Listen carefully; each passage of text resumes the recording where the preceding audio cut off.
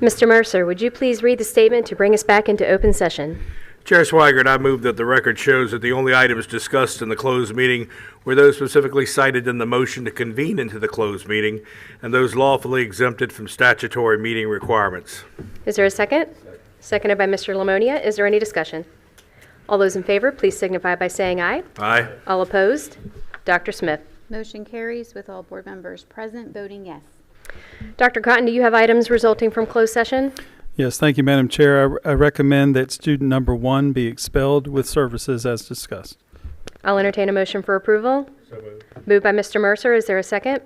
Seconded by Mr. McCormick. Is there any discussion? All those in favor, please signify by saying aye. Aye. All opposed? Dr. Smith. Motion carries with all board members present voting yes. Thank you, Madam Chair. I also have an administrative appointment that will require board approval. Mrs. Melissa H. Glod from Director of Budget in the School Administration Building to Interim Chief Financial Officer, School Administration Building, effective April 1st, 2024. I'll entertain a motion for approval. Moved by Mr. Mercer. Is there a second? Seconded by Mr. Boone. Is there any discussion?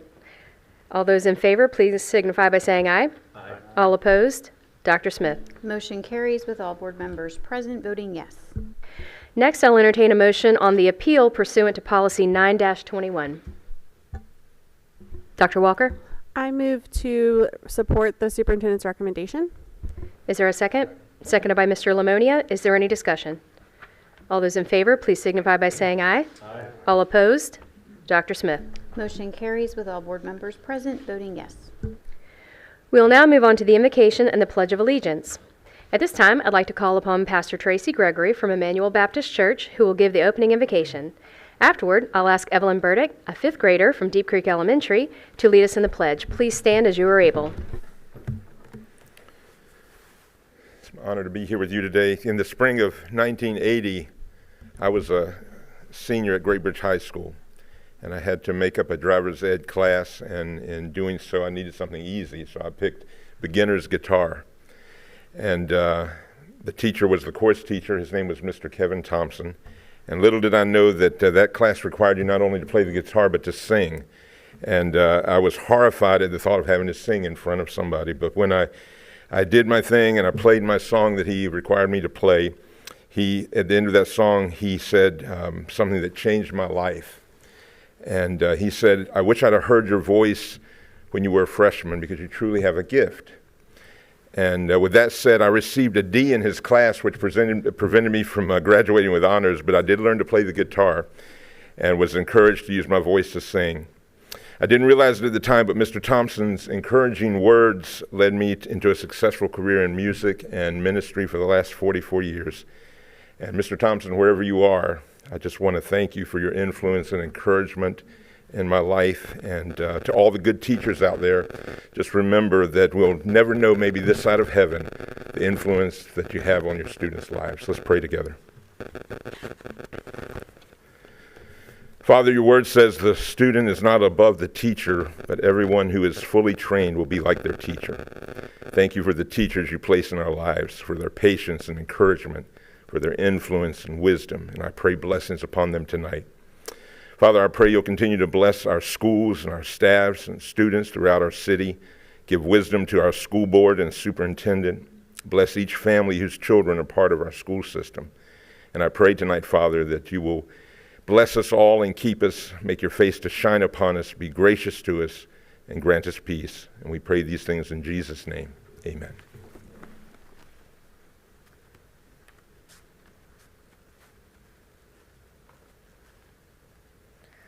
I pledge allegiance to the flag of the United States of America and to the republic for which it stands, one nation, under God, indivisible, with liberty and justice for all.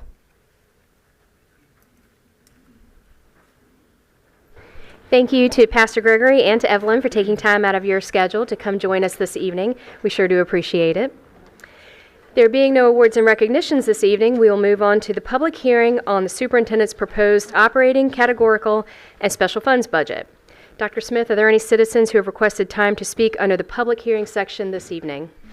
Yes, Chair Swigert, we have one citizen requesting to speak about the budget. Okay. During their allotted time, speakers should observe our rules of decorum and know that expressions of concerns and criticism on matters of school policy and operations is welcome. While the speaker's own comments are welcome, they may not play pre-recorded messages. Dr. Smith, please call the first speaker. Yes, I'd like to invite speaker number 1 to the podium. Please state your name and your city of residence before you begin. Vic Nichols, Chesapeake. How much are the total cost of raises? Will they get us more teachers or subs without them bouncing around school divisions locally so that they get money, where it's basically a bidding war that we have and people just flop all around? Is the total cost borne locally or wider range?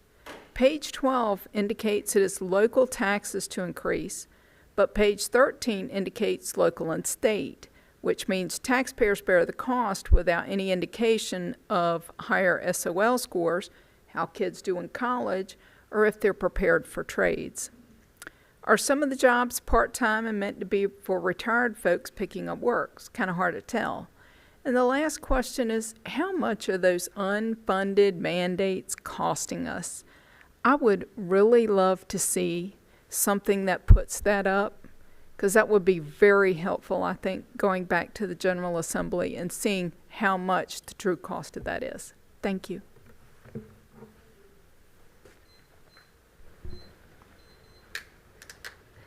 We will now move on to the hearing of citizens.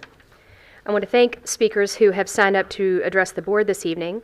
There are two ways that citizens can request time to speak at the meeting. They can call the clerk's office before 12 noon the day of the meeting, or they can sign up to speak at the start of the meeting.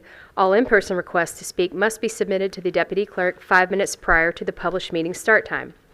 Each speaker will have 3 minutes to address the board. Once your allotted time is over, we ask that you promptly exit the podium. You may choose to sit in the boardroom if seats are available, but standing or sitting on the floor will not be permitted, and you may not block the exit doors. We would also like to ask that you refrain from any behavior that disrupts the meeting, including the use of profanity, applause, cheering, or jeering. Dr. Smith, are there any citizens who requested time to speak under this category this evening? Yes, ma'am, we have 2 citizens who have requested to speak. Dr. Smith, please call the first speaker. I'd like to invite speaker number 1 to the podium.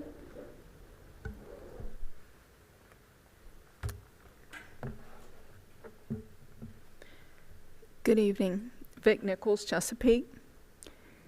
I just wanted to bring up some points that came out from a university's COVID pandemic plan, because my main concern is whether or not our particular groups have learned from things that we did right and things that we did wrong before.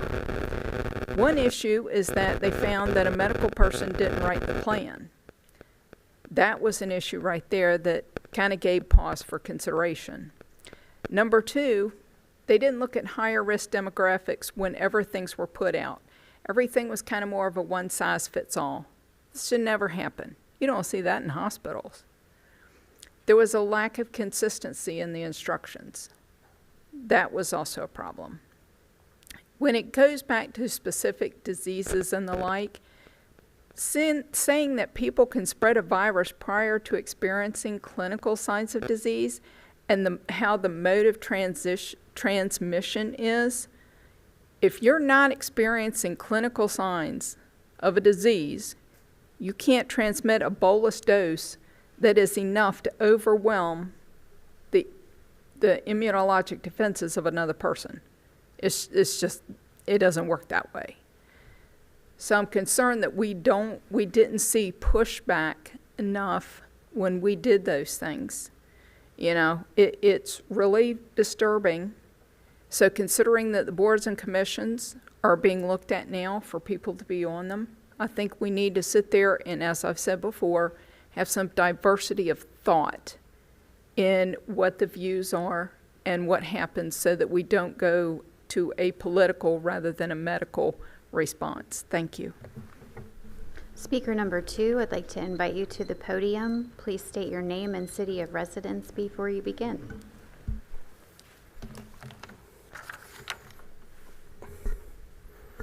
Ernest Stokes, Chesapeake, Virginia. Madam Chair, members of the school board, Dr. Cotton, and other distinguished staff. My name is Ernie Stokes. I am the elementary music teacher and 5th grade strings teacher at Butts Road Intermediate. I stand in front of you to wish everyone a very happy Music in Our Schools month. For nearly 40 years, Music in Our Schools month has been observed as an annual month-long celebration when schools and communities celebrate music in our schools and music educators who dedicate themselves to bringing music to the lives of our students.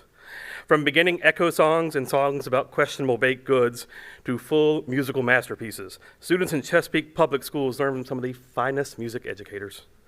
At the elementary level, we set foundations for our students' love and knowledge of music. Through singing, playing instruments, dancing, chanting, tapping, stomping, patting, whispering, echoing, and a myriad of other things, we teach our students about music.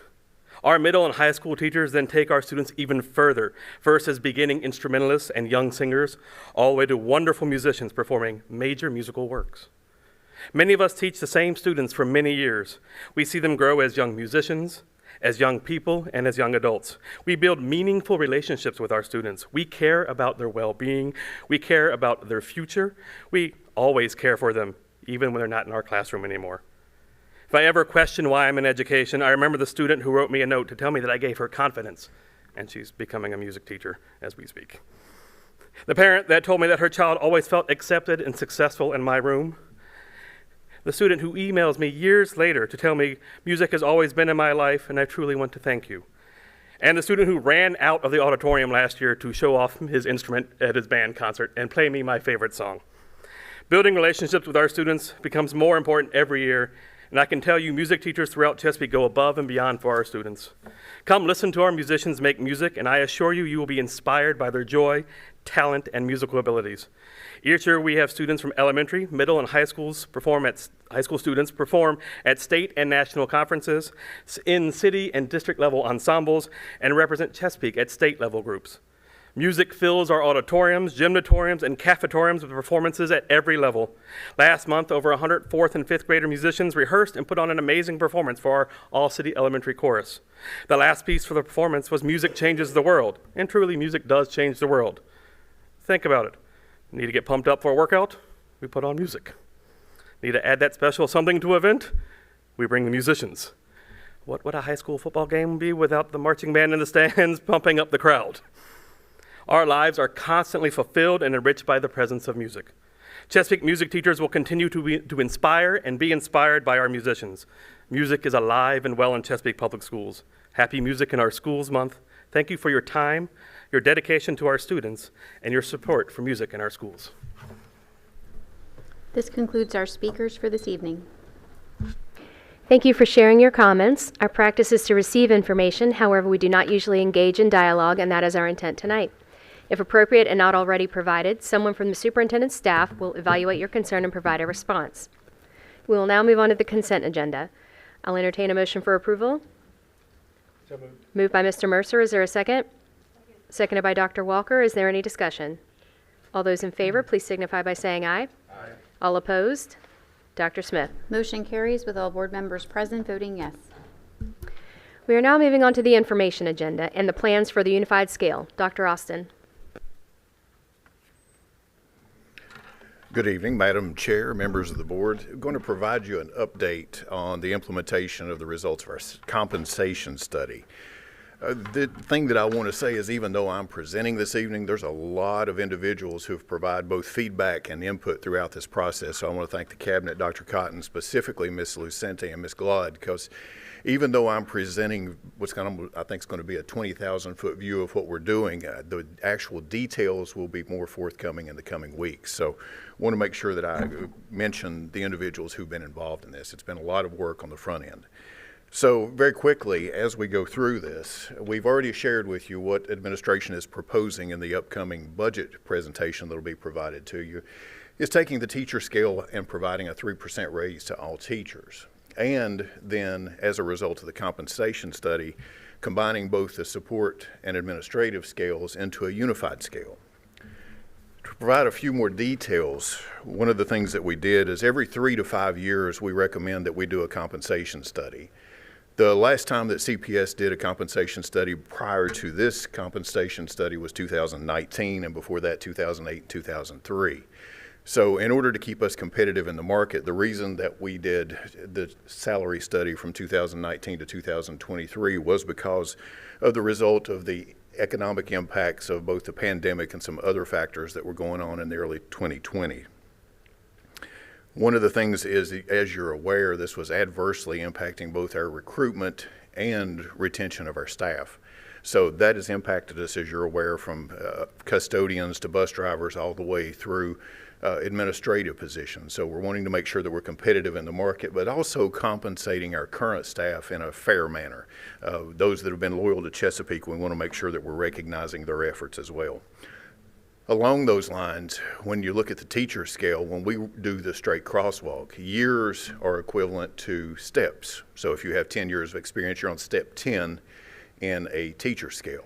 That is not true in a support scale on an administrative scale, because a lot of times, unless those individuals have had that exact experience, we want to make sure that those individuals are recognized with fair compensation in comparison to our current staff.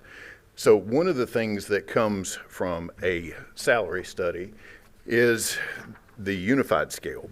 But one of the things that we're going to talk about as we go through this is compression. So one of the things about a unified scale is it helps us address minimum wage changes. And as you're aware, we've had a lot of significant changes to minimum wage in the last 6 years. It will simplify the compensation plan for non-teachers. Currently on our support scale, we are 5.5% between grades, and for administrators, it's 6.9%. As proposed, there will be 5% between grades, but we will maintain the 1.5% step. The 1.5% step will be consistent both with teachers as well as on the unified scale. A couple of examples is if you have an individual who is currently on the support scale, which we classify as an S. So if you have someone on S110, step 1, currently making $13.14. As proposed, that will go to a unified scale with a grade of 101, step 1, and the minimum wage will be $15. And I'll speak to that as we go through. But one of the things as we're doing this, every staff member, full-time contracted staff member, will receive at least a 3% raise. Now, we will take a look at part-time rates. I'll explain more as we go through this with some examples. Support and administrative staff will be placed on the step and grade that's closest to that 3% raise. Again, I'll share some examples in the forthcoming slides. Teacher assistant, currently graded as an S150 on step 10. Now, keep in mind, step 10 does not mean they've been a teacher assistant for 10 years. It means that they had experience that allowed HR to place them on step 10. That individual making $18.61, you see the annual salary based on 190 days, 7 hours a day, would be graded in the new scale as proposed as a U105 step 5. Now, the value of that step 10 on the support scale compared to the value of the step 5 on the unified scale is a difference of 3.98%. So this individual would receive at least a 3% raise is how we're advertising it. And this adjustment would be closer to 4%. Any questions so far? Okay. So what is salary compression? I'm going to show you a couple of slides here. This is when we have positions that the employee's experience, skills, and responsibilities are not necessarily showing on a step. It also happens when you convert or you merge scales like what we're doing here. What is another reason for compression is when you have minimum wage changes. And again, I'm going to show you some examples. We've had 6 years where we've had significant changes in minimum wage. And then the market rate adjustments due to both labor supply and demand, which goes back to retirements and retentions. Minimum wage since 2020 has increased by almost 107% over the last 6 years. There's a couple of graphics here. In 2020, it was $7.25. Minimum wage for our part-time positions as proposed will be $13.50, but for our full-time contracted positions, the starting salary will be $15 an hour. This will be ahead of schedule of what the Code of Virginia requires and also make us competitive with what the city did back in 22-23. So as an example, here is our current S100s through S130, the first 5 steps. You can see the dollar amounts, and I'm going to highlight in the next slide the ones that are less than $15. So this is where salary compression happens. If you look at the S110, step 1, that will now be, in the unified scale, $15 an hour. So as this is presented, those first 5 steps would compress. All those individuals in those first 5 steps would go down to step 1. That's what we mean by compression. So the individuals on step 1 would get more than a 3% raise, and then those steps going up in that grade would then get closer to a 3% raise as we go forward. Again, I'll show you some more examples, but this is what we mean by compression. Another example, if you take a custodian 1, currently graded as presented on the first step, step 1, making $13.14, would go to $15.23 an hour for a raise of almost 16%. So that's an adjustment of 16%. That includes the minimum wage shift as well as the regrading. So if you look at step 4, they would be going to step 3. So that means steps 1, 2, and 3 would be going to step 2. So those rates of raises would be different, somewhere between 12 and almost 16%. But those positions then again would be compressed down to step 2. Now, you may ask, why are we doing step 2? We want to recognize current staff who are with us as step 2, and that would give us a hiring advantage on a step 1 being $15 an hour. So that's why you see compression being compared at step 2 as opposed to step 1. As you move up the scale, you can see step 10 going to step 5 for almost a 6% raise, and then you see 15 going to 9 for a 4.4%. Why is it a 4.4% for this particular grade? If you do a minimum 3%, with a 1.5%, that's a lot of numbers, 1.5% between grades, that means if we put them on the step below where they currently are proposed, it would be a 2.9% raise. So we're saying a minimum of 3, and then if the next grade puts you closer to that percentage, then that's where we do the 4.4, if that makes sense. So the most raise that an individual would get would be, as you see, almost 16% because of minimum wage. But then when we say 3%, the average is going to be different than just the minimum. That's why we're saying it's a minimum 3% for everybody, but it's going to be differentiated based on where they are on the current scale. It's a heck of a lot of numbers, I know. Any questions so far? Mr. Mercer? All right, let me simplify it in my mind, okay? Yes, sir. Minimum that is going to be a raise no matter where you are on the old scale versus the new scale, and whatever you call the new scale versus the old scale is going to be 3%. Yes, sir. And that's what people need to hear. Yes, sir. The compression is to bring us up to the $15 mark, and that's going to be necessary. I look at some of that and realize, well, I don't know how people are surviving at that particular point on what they're getting. $15 is still a tough figure, but at least it's moving in the right direction. So hopefully people are going to understand that this is some catch-up in the same way that in the last couple of years on the teacher salary scale, we did some catch-up at one section of the scale one year because we could afford just to do half, and then the second year we did it at the other half. That we're going to be looking at those type of things hopefully in the future as well to bring that compression a little bit further apart. Yes, sir. And that's one of the things that we have good right now is because we finally, after a number of years, actually have a true legitimate step process, and we're doing that at 1.5%, that step process. And therefore, the other 1.5% will be part of the raise, but there'll be a 1.5% gap there between the steps. I see you shaking your head, Ms. Lucente, so I must be Yes. making some sense. You're spot on. Yeah, right, and that has not been there. Ms. Lucente, I imagine you know, because we've been through this over the course of years, we've had some compression at those steps, which has been terrible over the years. I think we're going to Yeah. share some details on that. That's going to be one of the things that we work on going forward, is making sure that steps become more reflective of years of experience as we go forward in the next 5 years. But this wasn't done, it isn't going to be, we didn't get to this problem overnight, and we're No, not sir. going to solve it in 1 year. No, sir. But we are moving, and everybody at least gets a 3% raise at this point.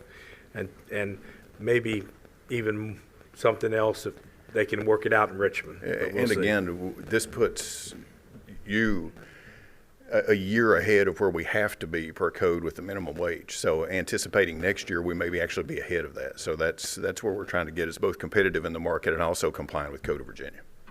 But back to your point, that's where the compression comes from. All the individuals that are on those different steps. So here are highlighted a few employee groups and a few grades that you can see the grade and the proposed unified grade, the current minimum and the proposed minimum. One of the ones that I want to highlight is bus drivers. You'll notice there that it's currently, if you look at teacher assistant 2, excuse me, the bus driver is graded as an S170, as is the teacher assistant 2. You'll notify in the unified scale, we're proposing a difference in those grades. That's as a result of the salary study, the compensation study, putting us in more of a competitive area with being able to recruit bus drivers in the current market. So that's why those are regraded. So this proposal is a combination of looking at combining both the support and the administrative scales, as well as taking some initial steps towards grading positions in a manner that makes us more competitive in the market. Next slide, you can see how on this slide you see some support positions as well as the start of some administrative positions that are being crosswalked into the unified scale. One of the things that this will give us is an opportunity to create career ladders, both on the support side and the administrative side, that if you come from a teacher scale, again, you may have 20 years of experience coming into a particular position, but you're not going to start on step 20 on the unified scale or the support scale or the administrative scale. It's going to be based on your experience, what you've been doing in those 20 years, possibly what you've been teaching, as to where you would be graded both on the proposed unified scale as well as any position that we've got currently. Last thing is, to your point, Mr. Mercer, we're going to be working over the next few years to work on moving step placement closer to years of experience for non-teachers. We'll continue to review stipends and allowances. We'll work to align job titles and responsibilities. One of the things you'll see as we provide more details in this is that coordinators are on different grades. They're currently on different grades, as well as some coordinators on the support scale, some coordinators on the administrative scale. So we're going to work to address some of that. Also, we're going to work to determine positions that need to be changed from 7 hours to 7.5, possibly 8, depending on both market and work responsibilities. And then the last part of it is we will begin a new compensation study. So that's where we anticipate being in the next 3 to 5 years. The thing that I want to say is this is not something that requires board approval this evening. This is something that is used as the basis for the budget proposal that's getting ready to be presented. So I'll be glad to address any questions that you have. Dr. Walker? This isn't a question, Dr. Austin, it's not a question, but I just wanted to say thank you to your team and your department, and also Dr. Cotton and your staff. I think this is so important, and one of the most important things we can do as an organization is take care of our people. So I hope everyone's paying attention. Like, one of the things that I've taken away the most from this job on the board is that our administration really does want to take care of our staff in this way, especially. It's very important to have a competitive stance in the field, just with all the shortages we're facing right now. So I just want to say thank you for prioritizing this. Thank you for making it a priority. Dr. Cotton, to you too. That's just a huge takeaway that I have. I know it's just a lot of work, so thanks for all your hard work. I see no additional questions or comments at the time, so thank you so much, Dr. Austin. All right, thank you. We are now moving on to the action agenda with the superintendent's proposed budgets. Ms. Lucente. Thank you, Madam Chair. I'd like to ask Mrs. Glod to come to the podium, and she will give you a short presentation about the budget in preparation for you adopting your proposed budget. Thank you. Good evening, Chair Spiker, Vice Chair Mercer, and school board members. Tonight is the second budget work session. It will start with the latest information on the state budget, and given this information, how the division is recommending to proceed in the planning process. Then, a quick recap of the proposed fiscal year 24-25 budget, followed by a review of the next steps in the budget process. We will end with a request for board action. Let's get started with the state budget update.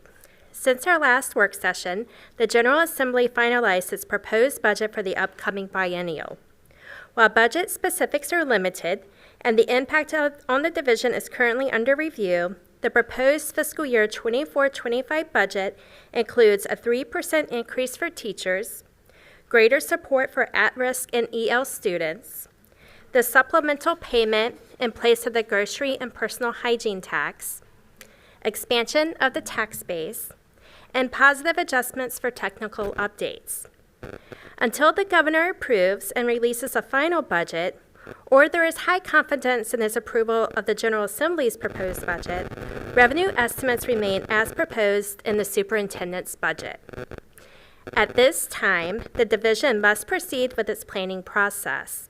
Therefore, for fiscal year 24-25, it is recommended that the division's budget proceed with using the governor's December 2023 proposed budget as its revenue assumption.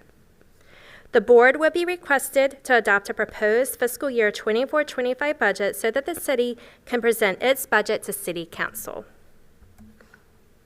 Now let's review the superintendent's proposed operating categorical and special funds budgets for fiscal year 24-25 and its comparison to fiscal year 23-24 appropriations. The proposed budget is $801.1 million to fiscal year 24-25. This is an increase of about $18.9 million, or 2.4% in comparison to the prior year budget. As seen here, increases in the operating budget, state grants, and special funds more than offset declines in federal grants. I will highlight the drivers of change for each of these budgets in the next few slides. Personnel and fringe expenditures are the primary drivers of change in the operating budget. The planned compensation increase has the most significant impact, with a 3% adjustment for teachers, resulting in a $55,185 starting salary, and a 3% minimum increase for support and administrative staff, as the support and administrative scales are converted to a unified scale with a $15 per hour starting wage. 113 positions are planned to roll over from ESSER 3, and the total number of new positions is 50. Health insurance costs for the 2025 fiscal year are expected to increase by approximately $5.7 million. Finally, a decline in VRS professional rate to 15.23% affords us the ability to roll the 113 ESSER positions into the operating budget. Changes in the categorical budget reflect the sunsetting of the pandemic grants. ESSER 3 and CARSA will end on September 30th, while the HVAC project grant will end on December 31st. State grant revenue is increasing due to the addition of the All in Virginia Grant Award. Last, special funds are updated to reflect anticipated expenditures for the upcoming fiscal year. A total of approximately $21.2 million is available for one-time use, with about $5.3 million from the school's fiscal year 23-24 reversion and about $15.9 million from the city's fiscal year 22-23 actual over-budget revenues. $5 million is recommended to be held for upcoming bids in anticipation of continued increases in construction costs. $5 million is recommended to be used for Central Athletics, in addition to about $4.3 million for upgrades to some athletic facilities to ensure ADA compliance. $2.8 million is requested for the print shop and technology warehouse at the new school administration building on Christina Way. And additional requests include approximately $1.8 million for repaving needs, $1.5 million for additional security needs to facilities and for equipment at remaining secondary schools, and $800,000 for design work to support the relocation of the adult education program to South Norfolk into the current Edward Wilson Center. Please note there are a couple of changes to this list from when it was originally presented during the February 12th proposed budget presentation. ADA field access improvements decreased by $500,000 to support the addition of $500,000 in safety enhancements. After tonight's board action, The next step in the process will occur on May 20th and will include balancing the proposed budget to the City Council's budget appropriations as needed. Additionally, the budget will be reconciled with any changes from the state budget and/or board priorities, and then adopted by the board. If there are no questions, we will now move on to the request for board action. I do not see any questions at this time. Thank you. At this time, we respectfully request the board to adopt the superintendent's proposed budget based on the governor's proposed budget as the school board's proposed fiscal year 24-25 operating, categorical, and special funds budgets. Furthermore, we ask the board to request July 1st, 2024 appropriation for the one-time funds. I'll entertain a motion for approval. Madam Chair. Mr. I move Mercer? adoption of the school board's proposed FY 24-25 budget and also the request for July 1st, 2024 appropriation of one-time funds. Is there a second? Seconded by Mr. Poole. Is there any additional discussion? All those in favor, please signify by saying aye. Aye. All opposed? Dr. Smith. Motion carries with all board members present voting yes. I'd also like to take a brief moment on behalf of the board to congratulate Ms. Glod to her appointment to interim Chief Financial Officer effective April 1st. Thank you very much. Appreciate it. We are now moving on to the superintendent's report. Dr. Cotton. Thank you, Madam Chair, members of the board. That's how we reward you, Mrs. Glod. We make you present at the board meeting. She was already scheduled. But anyway, during the month of March, we are celebrating National School Breakfast Week, School Social Work Week, and National World Language Week. We invite you to join us along with our city officials, with the Chesapeake Police Department, the Fire Department, and the Sheriff's Office at one of the two upcoming School Safety Task Force forums. The first one will be held on Wednesday, March 28th, 2024, from 5:30 to 7 p.m. at Indian River High School. If you can't make it to that one, there will be a second session on Wednesday, May 22nd, 2024 at Western Branch High School. And during the forums, representatives of the Safety School Task Force will provide brief updates on school safety policies, procedures in our schools. And this will also be an opportunity to gather feedback from our community through a question and answer session. You all may remember we did that a few years ago. So also I want to mention two members of the School Safety Task Force, Dr. Penny Schultz, our Assistant Director of Safety and Security, and Matt Hamill, the city's Commonwealth Attorney, are on our most recent podcast episode highlighting the collaborative and proactive efforts across the city departments regarding school safety and the School Safety Task Force. At this time, I'd like to share my spotlight. I'm delighted tonight to shine a spotlight on the incredible achievements and highlights across our school district. One such achievement was the creation of a living history museum to celebrate Black History Month at the Chesapeake Center for Student Success.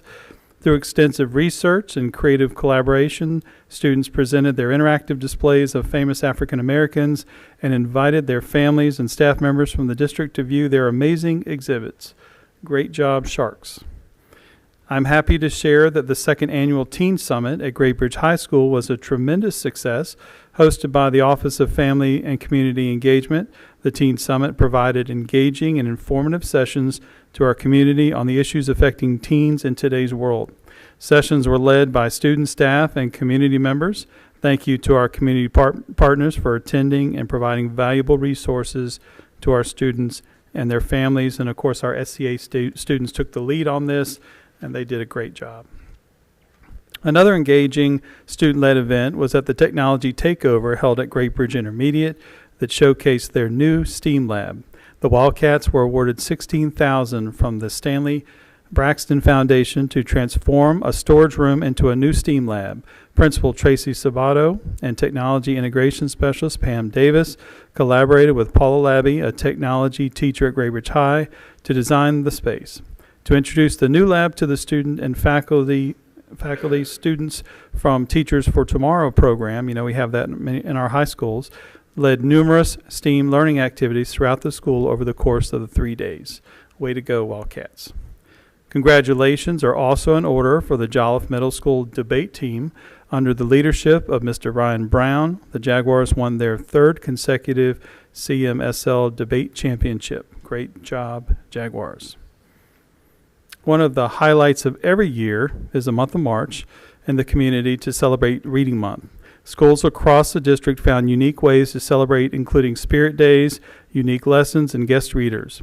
On Read Across America Day, several schools invited guest readers to stop by, myself included, as well as many board members, because I've run into many of you as I've gone around to read. I'd like to extend a special thanks to Captain Matt Frauenzimmer, commanding officer of NSA Hampton Roads, and other members of his team who stopped by Hickory Elementary to share stories with the students. We appreciate their time and service. Thanks to another important partnership, I'm excited to share that we now have a new site to store and service our buses. Last week, I had the honor to participate alongside city officials in the unveiling of the new Chesapeake Fleet Maintenance Facility.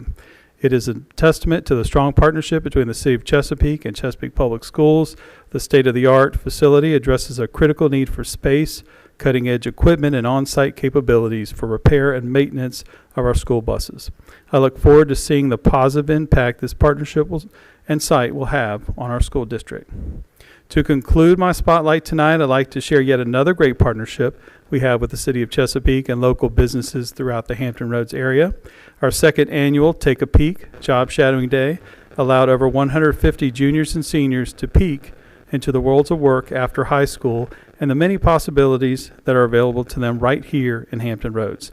Students went behind the scenes to see a wide range of professionals in action, including dentists, welders, police officers, mental health professionals, physical therapists, automotive technicians, firefighters, teachers, and so much more.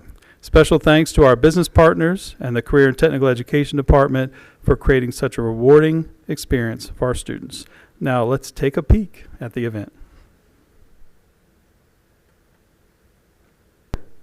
We're really working to provide opportunities for our students to get hands-on experiences. There are so many different jobs within the city as well as the school. We are here today for our second annual job shadowing event. City Hall had 16 different departments taking students to job shadow for the day. We also had over 140 students placed today with businesses, wide variety of careers going from the healthcare field, technology, construction, and maritime careers. So we're very excited. We're here at AIT Marine. I'm the well program manager.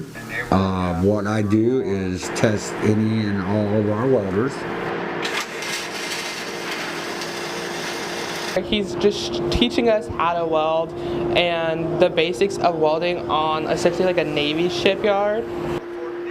I am more than willing to help them see what's out there. I hope it helps and gives them another alleyway in their career. I'm a licensed program supervisor here at Chesapeake Integrated Behavioral Health Care, and so today we're trying to show students how vast the mental health field is, because really there's so many different facets of it that you may not know about if you're not directly involved. Today I will be at the Chesapeake Integrated Behavioral Center, and I'll just be shadowing what's going on. I did participate in New Year's Youth Day, and it was a really cool experience, and so when I found out they were doing the Student Shadowing Day, naturally I was willing to participate. We need more people in the mental health field for sure, so the more interest that we can generate, there's a lot of need out there right now in the community.